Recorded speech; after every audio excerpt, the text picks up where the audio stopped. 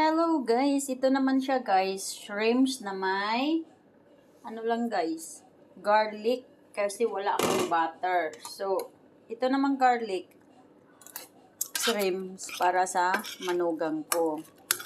Ganito ang roll ng mama.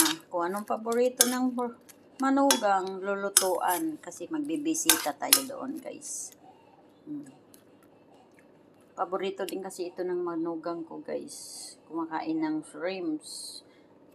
Hindi ko lang kumain naman siguro siya sa may langka pero hindi lang ako sure. So, nilagyan kasi 1 kilo ito guys eh. Alam mo guys, 1 kilo. Ang liliit nito guys, 620 plus ang 1 kilo nito.